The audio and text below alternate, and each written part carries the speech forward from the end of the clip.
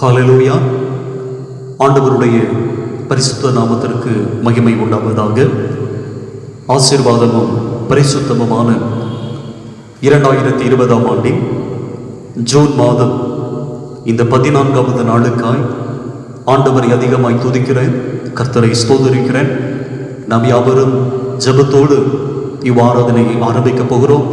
கண்களை மூடி ஜெபிப்போம். ஸ்தோத்தரிக்கிறோம் கர்த்தாவே, உம்மை நன்றியோடு உம்மை துதிக்கிறோம், ஸ்தோத்தரிக்கிறோம் ஐயா. மகா உன்னதங்களில் வாசம் பண்ணுகிற அன்பு நிறைந்த நல்ல பிதாவே, ஆசீர்வாதமும் பரிசுத்தமுமான ஓய்வு நாளில் பரிசுத்தமான இந்த காலை நேரத்திற்காய் உமக்கு நன்றி செலுத்துகிறோம். இந்த காலை நேரத்திலும் இவ்விதமாய் ஆண்டவருடைய நாமத்தை மகிமைப்படுத்துவதற்கு ஆண்டவர் கொடுத்த கிருபைகளுக்காய் உள்ளத்தின் ஆழத்திலிருந்து நாங்கள் துதிக்கிறோம், கர்த்தரை நாங்கள் ஸ்தோத்தரிக்கிறோம். இவ்வாராதனையிலும் நாங்கள் பாடுகிற பாடல்கள், ஏறெடுக்கிற ஜெபங்கள், சிந்திக்கிற தியானிக்கிற ஆண்டவருடைய ஜீவனுள்ள வார்த்தைகள் எல்லாம் ஆசீர்வாதமாய் தர வேண்டும் என்று தமது சமூகத்தை நோக்கி மன்றாடுகிறோம் ஐயா. இவ்வாராதனையை இன்றைய மூலமாய் கவனித்துக் கொண்டிருக்கிற ஆண்டவரை ஒவ்வொரு தெய்வ பிள்ளைகளையும் கர்த்தர் அதிகமாய் ஆசீர்வதியும். உமது பரிசுத்த நாமம் மகிமைப்படட்டும். தரைமட்டுமாய் தாழ்த்துகிறோம். இயேசு கிறிஸ்துவின் வல்லமையுள்ள நாமத்தில் ஜெபிக்கிறோம் ஜீவனுள்ள நல்ல பிதாவே, ஆமென், ஆமென். ஆண்டவருடைய நாமம் மகிமைப்படட்டும். நாம் யாவருமாய் சேர்ந்து ஒரு பாடலை பாடப் போகிறோம். ஆனந்த பாடல்கள் பாடிடுவேன், எந்த நாத்தும நேசரை புகழ்ந்திடுவேன். யாவருக்கும் தெரிந்த பாடல், சேர்ந்து பாடி ஆண்டவருடைய நாமத்தை மகிமைப்படுத்தலாம். ஆனந்த பாடல்கள் பாடிடுவேன், எந்த நாத்தும நேசரை புகழ்ந்திடுவேன். ஆனந்த பாடல்கள் பாடிடுவேன், எந்த நாத்தும நேசரை புகழ்ந்திடுவேன். அலச்சல்கள் யாவையும் அகல செய்தார், அலச்சல்கள் யாவையும் அகல செய்தார். நல்ல மேய்ச்சரில் எந்தனை மகிழ செய்தார், நல்ல மேய்ச்சரில் எந்தனை மகிழ செய்தார். மேலோக நாடந்தன் சொந்தமதே, இந்த போலோக நாட்டமும் குறைக்கின்றதே. மேலோக நாடந்தன் சொந்தமதே, இந்த போலோக நாட்டமும் குறைகின்றதே. மாயையில் மனம் இனி வைத்திடாமல், மாயையில் மனம் இனி வைத்திடாமல், நேசர்காயமதை எண்ணி வாழ்ந்திடுவேன், நேசர்காயமதை எண்ணி வாழ்ந்திடுவேன். நம்பிக்கையற்றோனாய் அலைந்த வேளை இயேசுநாதன் என் பக்கமாய் வந்தனரே. நம்பிக்கையற்றோனாய் அலைந்த வேளை இயேசுநாதன் என் பக்கமாய் வந்தனரே. பாவங்கள் பாரங்கள் பறக்க செய்தார், பாவங்கள் பாரங்கள் பறக்க செய்தார். இந்த பாரதில் என்னை வெற்றி சீரக்க செய்தார், இந்த பாரதில் என்னை வெற்றி சீரக்க செய்தார். ஆண்டவருடைய பரிசுத்த நாமத்திற்கு மகிமை உண்டாவதாக. ஒரு வேத பகுதியை நான் வாசிக்கிறேன். சங்கீதங்களின் புஸ்தகம் 126ஆம் சங்கீதம், வசனங்கள் 1 முதல் 6 வசனங்கள். சீயோனின் சிறையிருப்பை கர்த்தர் திருப்பும் போது சொப்பனம் காண்கிறவர்களைப் போல் இருந்தோம். அப்பொழுது நம்முடைய வாய் நகைப்பினாலும் நம்முடைய நாவும் ஆனந்த சத்தத்தினாலும் நிறைந்திருந்தது. அப்பொழுது கர்த்தர் இவர்களுக்கு பெரிய காரியங்களை செய்தார் என்று புற ஜாதிகளுக்குள்ளே சொல்லிக் கொண்டார்கள். கர்த்தர் நமக்கு பெரிய காரியங்களை செய்தார். இது நிமித்தமாய் நாம் மகிழ்ந்திருக்கிறோம். கர்த்தாவே, தெற்கத்தி வெள்ளங்களை திருப்புவது போல எங்கள் சிறு இருப்பை திருப்பும். கண்ணீரோடு விதைக்கிறவர்கள் கம்பீரத்தோடு அறுப்பார்கள். அள்ளி தூவும் விதையை சுமக்கிறவன் அழுது கொண்டு போகிறான், ஆனாலும் தான் அறுத்த அரிகளை சுமந்து கொண்டு கம்பீரத்தோடு திரும்பி வருவான் என்பது தேவன் தாமே வாசித்த வேத வார்த்தைகளின் மூலமாய் நம் ஒவ்வொருவரையும் ஆண்டவர் அதிகமாய் ஆசீர்வதிப்பாராக. கிறிஸ்துவுக்குள் அன்பான தேவனுடைய பிள்ளைகளை, இந்த 2020ஆம் ஆண்டின் ஜூன் மாதம் 14வது நாளுக்காய் ஆண்டவரை அதிகமாய் துதிக்கிறேன், கர்த்தரை ஸ்தோத்தரிக்கிறேன். இவ்வாராதனையிலும் இந்த இணையதள வரிசையின் மூலமாய் உங்களை சந்திப்பதற்கு கர்த்தர் கொடுத்த கிருபைக்காய் உள்ளத்தின் ஆழத்தில் இருந்து ஆண்டவருக்கு நன்றி செலுத்துகிறேன். இவ்வாராதனைகளை கவனிக்கிறேன். ஒவ்வொரு தெய்வ பிள்ளைகளையும் ஆண்டவர் அதிகமாய் ஆசீர்வதிப்பனாக. ஆண்டவராக இயேசு கிறிஸ்துவினுடைய கிருபையும் சமாதானமும் உங்கள் அனைவரோடும் நிலைத்திருப்பதாக. ஆமென். பிரியமானவர்களை, இப்பொழுது நாம் ஆண்டவருடைய வார்த்தையை நாம் தியானிக்க போகிறோம். இன்றைக்கு நம்முடைய செய்தியினுடைய தலைப்பு சிறு இருப்பை மாற்றுகிற தெய்வன். இதற்கு ஆதாரமாய் எடுத்துக்கொண்ட ஆண்டவருடைய வார்த்தை யோபுவின் புஸ்தகம் 42வது அதிகாரம் 10வது வசனம்.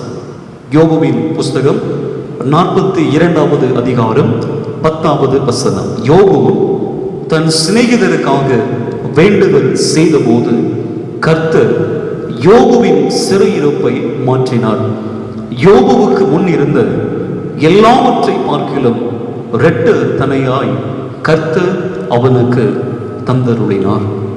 அன்பிற்குரிய ஆண்டவருடைய பிள்ளைகளை, நாம் வாசித்த இந்த வேத பகுதியில் யோபுவினுடைய வாழ்க்கையில் வந்த சிறு இருப்பினுடைய அனுபவங்களை நாம் இங்கே பார்க்கிறோம். சிறு இருப்பினுடைய அனுபவங்கள் யோபுவினுடைய வாழ்க்கையில் வந்தபோது 3 நிலைகளில் யோபு பாதிக்கப்படுகிறார். அந்த 3 நிலைகளில் யோபு பாதிக்கப்பட்டாலும் சர்வ வல்லவருடைய கரம் யோபுவோடு கூட இருந்தபடியினாலே யோபுவினுடைய சிறையிருப்புகள் முழுவதையும் ஆண்டவர் மாற்றி அவன் இழந்து போன எல்லாவற்றையும் 2 மடங்கு அதிகமாய் கொடுத்து யோபுவை கர்த்தர் ஆசீர்வதித்தார். இவ்வாறாக நீங்களை கவனித்துக் கொண்டிருக்கிற என் அருமையான தெய்வ மக்களை, ஒருவேளை சிறையிருப்பினுடைய அனுபவங்களில் நாம் வாழ்ந்து கொண்டிருக்கலாம். வியாதி என்கிற சிறையிருப்பினுடைய அனுபவங்களில் நாம் வாழ்ந்து கொண்டிருக்கலாம். கடன் என்கிற சிறையிருப்பினுடைய அனுபவங்களில் வாழ்ந்து கொண்டிருக்கலாம். எந்த சூழ்நிலையில் சிறையிருப்பினுடைய அனுபவங்கள் நமக்கு ஏற்பட்டு அதிநிமித்தமாய் பல பாதிப்புகளை நாம் அனுபவித்துக் கொண்டிருந்தாலும் யோபுவினுடைய சிறையிருப்பை மாற்றி ஆசீர்வாதத்தை கொடுத்த தெய்வன் நம்முடைய வாழ்க்கையில் காணப்படுகிற சிறையிருப்புகளை எல்லாம் ஆண்டவர் மாற்றி அவர் ஆசீர்வாதத்தையும் தெய்வீக சமாதானத்தையும் தெய்வீக கிருபைகளையும் தருவார் என்று சொல்லி ஆண்டவருடைய நாமத்தினாலே ஆசீர்வதிக்கிறேன். அப்படிப்பட்ட ஆசீர்வாதம் கர்த்தருடைய நாமத்தில் நமக்கு உண்டாவதாக. அன்பிற்குரியவர்களே, சிறையிருப்பினுடைய அனுபவங்கள் யாருக்கு வருகிறது என்று சொன்னால், அநேக சமயங்களில் ஆண்டவருடைய பிள்ளைகளாய் வாழ்ந்து கொண்டிருக்கிற உங்களுக்கும் எனக்கும் சிறையிருப்பினுடைய அனுபவங்கள் அதிகமாய் கடந்து வருகிறதை பார்க்கிறோம். காரணம், பிசாசானவன் கர்ஜிக்கிற சிங்கத்தை போல எவனை விழுங்கலாம் என்று அவன் வகை தேடிக் கொண்டிருக்கிறான். பிசாசினுடைய கண்கள் முழுவதும் யாக்கிக் கொண்டிருக்கிறது என்று சொன்னால், ஆண்டவர் பிசாசுக்கு கவலை இல்லை.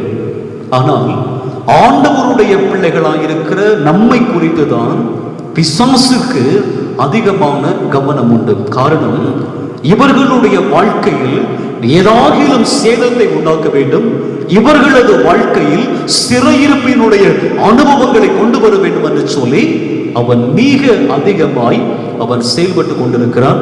எனவே ஸ்தோத்திரம், எப்பேற்பட்ட பிசாசினுடைய சிறையிருப்புகள் நம்முடைய வாழ்க்கை வந்தாலும் ஆண்டவர் ஆகிய தேவன் அவர் சர்வ வல்லமை உள்ள தேவன், அவர் இருக்கிறவராக இருக்கிற தேவன் சிறையிருப்புகள் எல்லாவற்றையும் மாற்றும்படியாய் சிறையிருப்பினுடைய அந்த நிலைமைகளுக்குள்ளே தேவனுடைய நாமம் மகிமைப்படுவது எதற்கேதுவாய் ஆண்டவர் மிகப்பெரிய அற்புதங்களை செய்து நிச்சயமாகவே கர்த்தர் நமக்கு உதவிகளையும் கர்த்தர் நமக்கு நன்மைகளையும் அவர் செய்வார் என்று சொல்லி நான் கர்த்தருடைய நாமத்திலே நான் ஆசீர்வதிக்கிறேன்.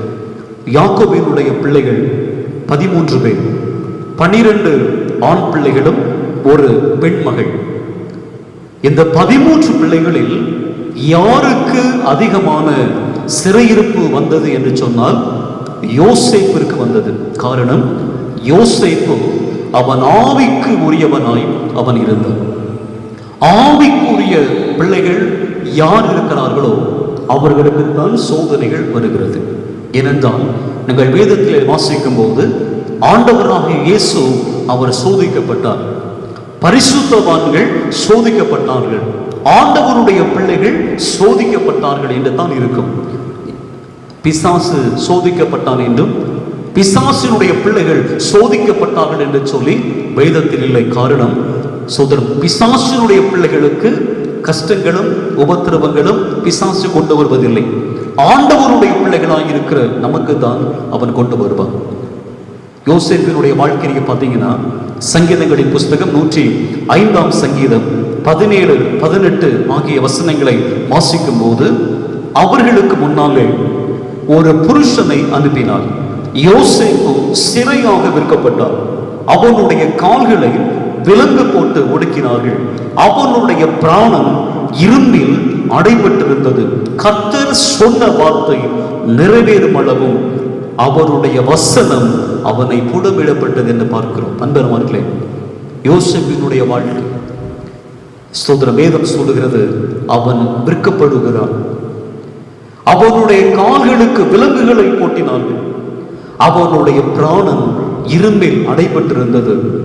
அவன் அதிகமாய் புடமிடப்பட்டான் என்று வேதம் சொல்லுகிறது. ஆனால் எத்தனைதான் யோசேப்பினுடைய வாழ்க்கையில் உபத்திரவங்களும் சிறையிருப்பினுடைய அனுபவங்களும் வந்தாலும் சர்வ வல்லமை உள்ள தேவன் அவர் யோசேப்போடு கூட இருந்தபடியினாலே, அன்பானவர்களே, அந்த சங்கீத 105 சங்கீதத்தை நீங்க வேதத்தை தொடர்ந்து வாசிக்கும் போது 20, 21, 22 ராஜா ஆள் அனுப்பி அவனை கட்டவிழ்க்க சொன்னான். ஜனங்களினுடைய அதிபதி அவனை விடுதலை பண்ணினான். தன்னுடைய பிரபுக்களை அவன் மனதின் வழி கட்டவும் தன்னுடைய மூப்பர்களை ஞானிகளாக்கவும் அவனை தன் வீட்டுக்கு ஆண்டவனும் தன்னுடைய ஆசைகளுக்கெல்லாம் அதிபதியுமாய் ஆக்கினான். எந்த யோசேப்பு அவன் சிறைக்குள் தள்ளப்பட்டாலும், எந்த யோசேப்பினுடைய கால்களில் விலங்குகள் போடப்பட்டிருந்ததோ, எந்த யோசேப்பினுடைய வாழ்க்கையில் அதிகமான உபத்திரவுகள் கடந்து வந்ததோ, அதே யோசேப்புக்குத்தான் அந்த சிறையிருப்பினுடைய அனுபவங்களை எல்லாம் ஆண்டவர் மாற்றி அந்த தேசத்தினுடைய அதிபதியாய் கர்த்தர் மாற்றினார். அன்பானவர்களே, அந்த பார்வோன், எகிப்தினுடைய ராஜாவாய் இருந்த பார்வோன் தன்னுடைய வீட்டினுடைய ஸ்தோத்திரம் சகல காரியங்களையும் விசாரிக்கிற மிகப்பெரிய ஒரு பொறுப்பு. பார்வோனுடைய எல்லா ஆசையும் யோசேப்புக்கு வந்தது. ஆண்டவர் சிறையிருப்பினுடைய அனுபவங்களை மாற்றி யோசேப்பின் வாழ்க்கையில் மிகப்பெரிய ஆசீர்வாதத்தை கொடுத்தார். அதை ஆண்டவர் இன்றைக்கும் ஜீவித்துக் கொண்டிருக்கிறார். அவர் அப்படியே நமக்கும் அவர் செய்வார். யோபுவினுடைய வாழ்க்கையை அதிகமாய் பிசாசானவன் சிறையிருப்புக்குள்ளே கொண்டு வந்தான். அந்த சிறையிருப்பினுடைய அனுபவங்கள் யோபுவினுடைய வாழ்க்கையில் வந்தபோது 3 நிலைகளில் இந்த யோபு அவன் பாதிக்கப்படுகிறான். முதலாவது என்ன பாதிப்பு என்று சொன்னால், யோபுவினுடைய புஸ்தகம் 1 அதிகாரம் 3வது வசனத்தை வாசிக்கும் போது அவனுக்கு 7000 ஆடுகளும் 3000 ஒட்டகங்களும் 500 ஏர் மாடுகளும் 500 கழுதைகளும் ஆகிய மிருக ஜீவன்கள் இருந்ததுமன்றி திரளான பணிவிடைக்காரரும் இருந்தார்கள். அதனால் அந்த மனிதன் கிழக்கத்திய புத்திரர் எல்லாரிலும் அவன் பெரியவனாயிருந்தான். யோபுவினுடைய வாழ்க்கையில் உத்தமனும் சன்மார்க்கனும் தேவனுக்கு பயந்து பொல்லாப்புக்கு விலகுகிற மனிதனாய் இருந்த யோபுவினுடைய வாழ்க்கையில் பிசாசின் மூலமாய் சிறையிருப்பினுடைய அனுபவங்கள் வந்தது. அந்த சிறையிருப்பினுடைய அனுபவங்கள் யோபுவுக்கு வந்தது நிமித்தமாய் யோபுவுக்கு வந்த முதலாவது பாதிப்பு என்னவென்றால், முதலாவது பாதிப்பு சொத்தில் பாதிப்பு.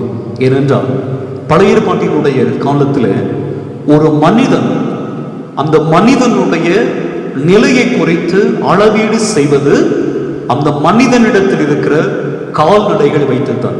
கால்நடைகள் என்று சொன்னால் ஆடுகள், மாடுகள், ஒட்டகங்கள், வேலைக்காரர்கள், வேலைக்காரிகள், இவர்கள் தான் அந்த நாட்களில் ஒரு மனிதனுடைய தராதரத்தை, ஒரு மனிதனுடைய வசதி வாய்ப்பை அளவீடு செய்வதற்காக பயன்படுத்தப்பட்டவைகள்.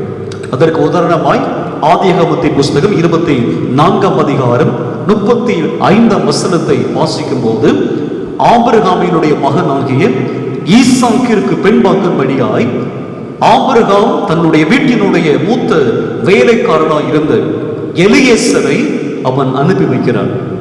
முடிவில் இந்த எலியேசர் ஈசாக்கிற்கு பெண் தேடும்படியாய் அவன் கடந்து போகும்போது ரெபெக்காளை பார்த்து ரெபெக்காளுடைய வீட்டிலே அவன் பிரவேசித்த போது இந்த எலியேசர் அவன் ஞாபகப்படுத்தின ஒரு வார்த்தை என்னவென்று சொன்னால், ஆண்டவராகிய தேவன் என்னுடைய எஜமானாய் இருக்கிற ஆபிரகாமை அவர் அதிகமாய் ஆசீர்வதித்திருக்கிறார் என்று சொல்லிவிட்டு அவர் சொன்ன வார்த்தை ஆதியாகமம் 24ஆம் அதிகாரம் 35ஆம் வசனத்துல, கர்த்தர் என் எஜமானை மிகவும் ஆசீர்வதித்திருக்கிறார், அவர் சீமானாய் இருக்கிறார், கர்த்தர் அவருக்கு ஆடு மாடுகளையும் வெள்ளையையும் பொன்னையும் வேலைக்காரரையும் வேலைக்காரிகளையும் ஒட்டகங்களையும் கழுதைகளையும் கொடுத்திருக்கிறார். பாருங்க, ஆசீர்வாதத்தை ஆபிரகாமினுடைய வேலைக்காரன் சொல்லும் போது அவர் எதை முதலாவது அவர் சொன்னாருன்னா, என்னுடைய எஜமானாகிய ஆபிரகாமை ஆண்டவர் ஆசீர்வதித்திருக்கிறார். அந்த ஆசீர்வாதத்தை எப்படி வெளிப்படுத்துறாரு சொன்னா, அவருக்கு அநேக ஆடுகளும் மாடுகளும் கழுதைகளும் ஒட்டகங்களும் அவருக்கு இருக்கிறது. அதே போலத்தான் ஆதியாகமம் 26ஆம் அதிகாரம் 13-14 வசனத்தை வாசிக்கும் போது, அவன் ஐசுவரியவனாகி வரவர விருத்தி அடைந்து மகா பெரியவனானான். அவனுக்கு ஆட்டு மந்தையும் மாட்டு மந்தையும் அநேக பணிவிடைக்காரரும் இருந்தார்கள். இங்கே ஈசாக்கினுடைய அந்த ஆசீர்வாதம் சொல்லப்பட்டிருக்கிறது. ஈசாக்கினுடைய ஆசீர்வாதத்தை சொல்லும் போது முதலாவது சொல்லப்பட்டது என்ன பாருங்க, அவனுக்கு ஆட்டு மந்தையும் மாட்டு மந்தையும். எஜமானாகிய ஈசாக்கை கர்த்தர் ஆசீர்வதித்திருக்கிறார். அந்த ஈசாக்கினுடைய ஆசீர்வாதம் அளவீடு செய்யப்பட்டது எது நிமித்தமான ஆடு மாடுகள் அடிப்படையில். அதே போலத்தான் யோபு அந்த காலத்தில் வாழ்ந்தவர்களிலே மிகப்பெரிய ஒரு வசதி உள்ளவர். உனக்கு எத்தனையோ ஆடுகள் மாடுகள் கழுதைகள் ஒட்டகங்கள் வேலைக்காரர்கள் வேலைக்காரிகள் எல்லாம் மிகப்பெரிய ஒரு செல்வந்தன். அவன் செல்வந்தனாக நிர்ணயம் செய்யப்பட்டவன் யோபு. ஆனால் இந்த பிசாசினுடைய சிறையிருப்பு யோபுவுக்கு வந்தபடியினாலே அன்பானவர்களே, அவனுடைய வாழ்க்கையில் எதெல்லாம் அவனை வசதி உள்ளவன் என்று சொல்லி அளவீடு செய்ததோ அவைகள் எல்லாம் இப்பொழுது அன்பானவர்களை பாதிக்கப்பட்டு விட்டது. சதையர் அவங்க சோதர யோபுவினுடைய இந்த மந்தை மேல புறப்பட்டு வந்து எருதுகள் கழுதைகளை எல்லாம் ஓட்டிட்டு போயிட்டாங்க. வானத்தில் இருந்து அக்கினி விழுந்து ஆடுகளையும் வேலையாட்களை எல்லாம் சுட்டரித்து விட்டது. கல்தையர் 3 பவுச்சுகளாய் வந்து ஒட்டகங்களை எல்லாம் ஓட்டி கொண்டு போய்விட்டார்கள். இப்பொழுது யோபுவை செல்வந்தனாக எது அளவீடு செய்ததோ அவைகள் இப்பொழுது ஒன்றும் இல்லை. யோபு தன்னுடைய சொத்தில் அவன் பாதிக்கப்பட்டு விட்டான். இந்த பாதிப்பை ஏற்படுத்தினது யார்? சத்துரு. சத்துருவாகிய பிசாசானவன் யோபுவினுடைய வாழ்க்கையில் சொத்துகளில் பாதிப்பை ஏற்படுத்தும்படியாய் சிறையிருப்பு அவனுக்கு வந்தது. இரண்டாவதாய் சத்துருவினுடைய சிறையிருப்பின் மூலமாய் யோபுவுக்கு வந்த பாதிப்பு என்னவென்றால், தன்னுடைய சுதந்திரத்தில் அவன் பாதிக்கப்பட்டான். சுதந்திரம் என்றால் என்ன? சங்கீதங்களின் புஸ்தகம் 127 சங்கீதம் 4 சொல்லுகிறது, இதோ பிள்ளைகள் கர்த்தரால் வரும் சுதந்திரம், கர்ப்பத்தின் கனி அவரால் கிடைக்கிற பலன் என்று நம்ம பார்க்கிறோம். அன்பானவர்களே, இந்த உலகத்தில் ஆண்டவர் கொடுக்கிற மிகப்பெரிய சுதந்திரம் என்னவென்றால் பிள்ளைகள். யோபுவுக்கு ஆண்டவர் 10 பிள்ளைகளை கொடுத்திருந்தார். 10 பிள்ளைகள். ஆனால் இந்த 10 பிள்ளைகளும் ஒரு நாள் தன்னுடைய வீட்டில் உட்கார்ந்து அவர்கள் திராட்சரசம் குடித்துக் கொண்டிருக்கிற வேளையில் ஒரு பெரும் காற்று அவர்கள் இருந்த அந்த வீட்டின் மேல் மோதின உடனே அந்த வீட்டினுடைய அந்த தூண்கள் எல்லாம் அப்படியே விழுந்து அந்த வீடு முழுவதுமாய் இடிந்து யோபுவினுடைய பிள்ளைகள் மேல் விழுந்த போது யோபுவினுடைய 10 பிள்ளைகளும் அவர்கள் மரித்து விட்டார்கள். அன்பானவர்களே, இப்பொழுது யோபு சாத்தானுடைய சிறையிருப்பின் மூலமாய் தன்னுடைய சுதந்திரத்திலும் அவன் பாதிக்கப்படுகிறான். 10 பிள்ளைகளும் மரித்து விட்டார்கள். மூன்றாவதாய் யோபுவின் வாழ்க்கையில் வந்த சிறையிருப்பின் மூலமாய் யோபுவுக்கு வந்த பாதிப்பு என்னவென்றால் தன்னுடைய சுகமான வாழ்க்கையிலும் அவன் பாதிக்கப்பட்டான். இந்த உலகத்தில் ஒரு மனுஷனுக்கு வியாதிகள் இல்லாம வாழ்கிற வாழ்க்கைக்கு பார்த்தீங்களா, அதுதான் பெரிய சொத்துங்க. யோபு சிறையிருப்புக்கு முன்னால அவன் பலவீனப்படல, ஒரு நல்ல ஒரு தேக ஆரோக்கியம் உள்ளவனாக இருந்தான். ஆனால் அந்த சிறையிருப்பு என்கிற இந்த ஒரு மிகப்பெரிய ஒரு வேதனை யோபுவுக்கு வந்த போது அவனுடைய உச்சம் தலை முதல் உள்ளம் கால்வரையிலும் கொடிய பருக்களால் பாதிக்கப்பட்டான். வேதம் சொல்லுகிறது, அவன் ஒரு ஓட்டை எடுத்து தன்னை சுரண்டி சாம்பல்ல போய் உட்கார்ந்திருக்கிறான். யோபுவின் புஸ்தகம் 2 அதிகாரம் 7-8. அப்பொழுது சாத்தான் கர்த்தருடைய சந்நிதியை விட்டு புறப்பட்டு யோபுவினுடைய உள்ளம் கால் தொடங்கி அவனுடைய உச்சம் தலை மட்டும் கொடிய பருக்களால் அவனை பாதித்தான். அவன் ஒரு ஓட்டை எடுத்து தன்னை சுருண்டி கொண்டு சாம்பலில் உட்கார்ந்திருக்கிறான். ஆரோக்கியம் எல்லாம் போச்சு, ஆரோக்கியம் எல்லாம் போச்சு. உச்சம் தலையில் இருந்த உள்ளங்கால் வரைக்கும் வியாதி. ஒரு ஓட்டை எடுத்து சுரண்டுறாங்க.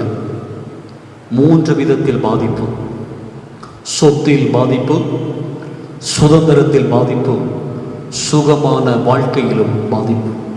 ஆனால் அந்த 3 நிலைமையில யோபு பாதிக்கப்பட்ட போது யோபு சொன்ன வார்த்தை என்ன தெரியுமா? தான் சொத்தில் பாதிக்கப்படும் போது அவன் சொன்னான், கர்த்தர் கொடுத்தார், கர்த்தர் எடுத்தார், அவர் நாமத்திற்கு ஸ்தோத்திரம். தன்னுடைய சுதந்திரத்தில் பாதிப்பு வரும்போதும் கர்த்தர் கொடுத்தார், கர்த்தர் எடுத்தார், அவர் நாமத்திற்கு ஸ்தோத்திரம். தன்னுடைய சுக வாழ்க்கையில் பாதிப்பு வரும்போதும் கர்த்தர் கொடுத்தார், கர்த்தர் எடுத்தார், அவர் நாமத்திற்கு ஸ்தோத்திரம் என்று சொன்னார்.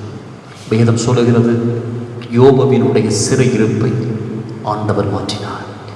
யோபுவுக்கு முன்னிருந்த எல்லாவற்றை பார்க்கிலும் இரட்டத்தனையான ஆசீர்வாதத்தை கர்த்தர் யோபுவுக்கு கொடுத்தார். அதற்கு காரணம் என்ன தெரியுமா? யோபுவினுடைய புஸ்தகம் ஸ்தோத்திரம் 19 அதிகாரம் 25, 26, 27 ஆகிய வசனங்களை வாசிக்கும் போது அன்பானவர்களை, இத்தனை அதிகமான பாதிப்புகள் யோபுவினுடைய வாழ்க்கையில் வந்த போதும் யோபு சொன்ன வார்த்தை, என் மீட்பர் உயிரோடு இருக்கிறார் என்றும் அவர் கடைசி நாளில் பூமியின் மேல் இருப்பார் என்றும் நான் அறிந்திருக்கிறேன். இந்த என் தோல் முதலானவை அழுகி போன பின்பு நான் என் மாமிசத்தினை பார்ப்பேன், அவரை நான் பார்ப்பேன். அந்நிய கண்கள் அல்ல, என் கண்களே அவரை காணும். எவ்வளவு பெரிய ஒரு உயிருள்ள ஒரு விசுவாசம் பாருங்க, உயிருள்ள விசுவாசம். அன்பானவர்களே, உயிருள்ள விசுவாசம். யோபு 13 அதிகாரம் ஸ்தோத்திரம் 15 வசனத்தை வாசிக்கும் போது, அவர் என்னை கொன்று போட்டாலும் அவர் மேல் நம்பிக்கையாக இருப்பேன். அன்பானவர்களே, எவ்வளவு அற்புதமான ஒரு சாட்சி பாருங்க, எவ்வளவு அற்புதமான ஒரு வார்த்தை. பிசாசின் மூலமாய் சிறையிருப்புக்குள்ளே தள்ளப்பட்டு என்னுடைய சொத்திலும் என்னுடைய சுதந்திரத்திலும் என்னுடைய சுக வாழ்க்கையிலும் அவன் பாதிக்கப்பட்ட நிலைமையிலும் அவன் ஆண்டவருக்குள் ஒரு உயிருள்ள ஒரு விசுவாசம் இருந்தது. உயிருள்ள ஒரு விசுவாசம். அவர் என்னை கொன்று போட்டாலும் அவர் மேல் நம்பிக்கையாக இருப்பேன். என் மீட்பர் உயிரோடு இருக்க அவர் இந்த பூமியின் மேல் வந்து நிற்பார். என்னுடைய கண்களால் நான் அவரை பார்ப்பேன், அந்நிய கண்களால் அல்ல, என் சொந்த கண்களால் நான் அவரை பார்ப்பேன் என்கிற ஒரு உயிருள்ள ஒரு விசுவாசம். அந்த உயிருள்ள விசுவாசம் யோபுவின் வாழ்வில் இருந்த சிறையிருப்பை மாற்றியது. யோபுவினுடைய வாழ்க்கையில் இருந்த சிறையிருப்பினுடைய பாதிப்புகள் எல்லாவற்றையும் இந்த உயிருள்ள விசுவாசம் மாற்றி போட்டது. இரண்டாவதாக, யோபுவினுடைய வாழ்க்கை அந்த சிறையிருப்பினுடைய அனுபவங்கள் மாறுவதற்கு சோதரம் உறுதியான ஒரு ஜெபம் அவன் செய்தான். யோபு 42 அதிகாரம் 10 சொல்லுகிறது, யோபு தன்னுடைய சிநேகிதருக்காக அவன் வேண்டுதல் செய்தான். தன்னுடைய சிநேகிதருக்காக வேண்டுதல் செய்தான். கர்த்தர் யோபுவின் சிறையிருப்பை மாற்றினார். அன்பிற்குரிய கர்த்தருடைய பிள்ளைகளை, யோபுவினுடைய உயிருள்ள விசுவாசமும் உறுதியான ஜெபமும் பிசாசு கொண்டு வந்த எல்லா சிறையிருப்பினுடைய அனுபவங்களை மாற்றி ஆண்டவர் யோபுவுக்கு உதவி செய்யும்படியாய் அது மிகவும் மிகப்பெரிய ஒரு சோதர வல்லமை உள்ள கருவையாய் செயல்பட்டது. விசுவாசமும் ஜெபமும். இன்றைக்கு நம்முடைய வாழ்க்கையில் பலவிதமான உபத்திரவங்களை பிசாசு கொண்டு வரக்கூடும். பல நிலைமைகளில் யோபுவை போல சொத்தில் பாதிக்கப்பட்டிருக்கலாம், சுதந்திரத்தில் பாதிக்கப்பட்டிருக்கலாம், சுகமான வாழ்க்கையில் பாதிக்கப்பட்டிருக்கிறது. எனக்கு ஒரு விடுதலை இல்லை, என்னுடைய பாதிப்பிலிருந்து எனக்கு ஒரு அற்புதம் செய்வதற்கு யாரும் இல்லை என்று சொல்லி ஒருவேளை நீங்கள் கலங்கி கொண்டிருக்கலாம். உங்களுக்கு சொல்லுகிற ஒரு நல்ல ஒரு வார்த்தை, யோபுவினுடைய சிறையிருப்பை மாற்றி அவன் இழந்து போன எல்லாவற்றையும் 2 மடங்கு அதிகமாய் கொடுத்த தேவன் அவர் இன்றைக்கு உயிரோடு கூட இருக்கிறார். நிச்சயமாகவே கர்த்தர் அவர் உங்களுக்கு அற்புதம் செய்வார். அவர் உங்களுக்கு அற்புதம் செய்வார். அப்ப நம்ம செய்ய வேண்டிய காரியம் என்னென்ன? அன்பானவர்களே, நாம் ஒரு உயிர் உள்ள ஒரு விசுவாசம் உள்ளவர்களாய், உறுதியான ஒரு ஜெபிக்கிற ஒரு தெய்வ பிள்ளைகளாய் நீங்களும் நானும் மாற வேண்டும். அப்படி மாறும்போது ஆண்டவர் ஸ்தோத்திரம். அன்பானவர்களே, யோபுவினுடைய சொத்தில் இருந்த பாதிப்பையும் கர்த்தர் மாற்றி போட்டார். யோபு 42 அதிகாரம் 12 வாசிக்கும் போது, யோபுவின் புஸ்தகம் ஸ்தோத்திரம் 42 அதிகாரம் 12 சொல்லுகிறது பாருங்க. கர்த்தர் யோபுவினுடைய முன்னிலைமையை பார்க்கிலும் அவனுடைய பின்னிலைமையை ஆசீர்வதித்தார். 14,000 ஆடுகளும் 6,000 ஒட்டகங்களும் 1000 ஏறு. சொத்தில் இருந்த பாதிப்பு யோபுவினுடைய விசுவாசத்தும் ஜெபமும் என்ன பண்ணுதுன்னா, ஆண்டவர் மூலமா அந்த சிறையிருப்புகளை மாற பண்ணுச்சு. அந்த சிறையிருப்புகள் மாறும்போது எவைகளை எல்லாம் சிறையிருப்பின் மூலமாய் இழந்து போனானோ, பாதிக்கப்பட்டானோ, அதெல்லாம் மறுபடி பெற்றுக்கொண்டா பாரு. வேதம் சொல்லுகிறது, சொத்தில் உண்டான பாதிப்பு சரி செய்யப்பட்டது. இப்பொழுது எல்லாம் 2 மடங்கு அதிகமாய் அவனுக்கு மறுபடியும் சொத்தாய் கடந்து வந்தது. யோபு 42 அதிகாரம் 13-14 வாசிக்கும் போது, 7 குமாரரும் 3 குமாரத்திகளும் அவனுக்கு பிறந்தார்கள். 7 குமாரரும் 3 குமாரத்திகள், 10 பிள்ளைகள் பிறந்தார்கள். சுதந்திரத்தில் சிறையிருப்பின் மூலமாய் பிசாசு பாதிப்பை ஏற்படுத்தினான். ஆண்டவர் சிறையிருப்பை மாற்றும் போது இழந்து போன அந்த 10 பிள்ளைகளும், அன்பானவர்களை ஸ்தோத்திரம், இழந்து போன அந்த 10 பிள்ளைகளுக்கு பதிலாக ஆண்டவர் 10 பிள்ளைகளை யோபு கர்த்தர் கொடுத்தார். மூன்றாவதாய், சிறையிருப்பை ஆண்டவர் மாற்றும் போது சுகமான வாழ்க்கையிலும் அவனுக்கு உண்டான பாதிப்பு அது சரி செய்யப்பட்டது. யோபு 42 அதிகாரம் 16-17 சொல்லி, இதற்கு பின்பு யோபு 140 வருஷம் உயிரோடு இருந்து 4 தலைமுறையாக தன்னுடைய பிள்ளைகளையும் தன் பிள்ளைகளுடைய பிள்ளைகளையும் அவன் கண்டான். யோபு நெடுநாளாக இருந்து பூரண வயது உள்ளவனாய் மரிச்சான். அன்பானவர்களே, யோபுடைய வியாதினால யோபுடைய சரீரம் பாதிக்கப்பட்டுச்சு. அந்த பாதிக்கப்பட்டு ஸ்தோத்திரம், இப்போ யோபு அவன் உறுதியான ஸ்தோத்திரம் ஒரு ஜெபமும் உயிருள்ள விசுவாசம் உள்ளவனாய் அவன் வாழ்ந்தபடியினாலே இப்பொழுது ஆண்டவர் அந்த சிறு இறைப்பை மாத்தினதுனால வேதம் சொல்கிறது, யோபுவுக்கு ஆண்டவர் 4 தலைமுறைகளை காணும்படி கிருபை கொடுத்தார். பிள்ளைகளை எல்லாம் பார்க்கிற நல்ல ஒரு வாக்கியத்தை கொடுத்து நெடு நாளாய் பூரண வயது உள்ளவனாய் யோபு இந்த உலகத்தில் அவர் வாழ்ந்தார். அன்பிற்குரியவர்கள், எவ்வளவு பெரிய ஒரு அற்புதம் பாருங்கள். இன்னைக்கு அதே ஆண்டவர் இன்றைக்கும் ஜீவித்துக் கொண்டிருக்கிறார். நம்முடைய வாழ்க்கை எப்பேற்பட்ட சிறையிருப்பினுடைய அனுபவங்கள் கடந்து வந்தாலும் ஆண்டவர் இந்த சிறையிருப்பை அவர் மாற்ற விரும்புகிறார். அதைத்தான் நம் வேதத்தில் நாம் வாசித்தோம் அல்லவா?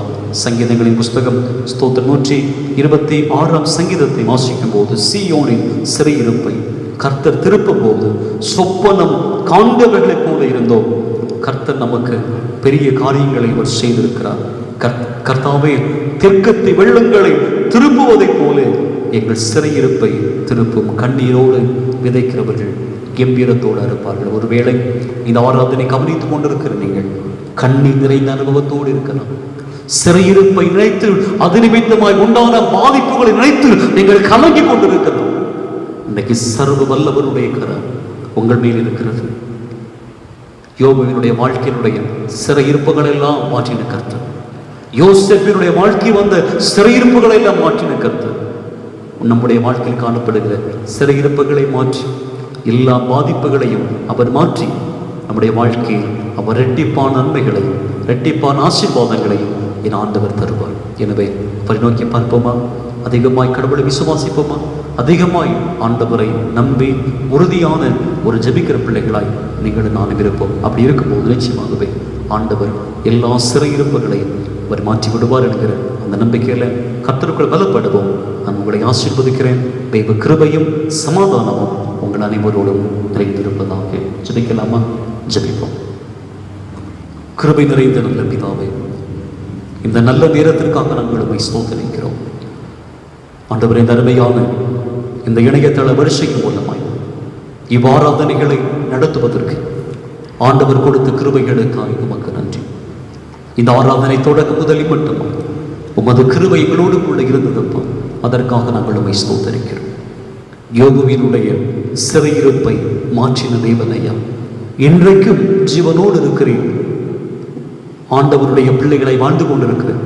எங்களுடைய வாழ்க்கையில் வருகிற சிறையிருப்புகளை எல்லாம் நீர் மாற்றுவதற்கு வல்லமை உள்ள தேவனாய் இருக்கிறேன்.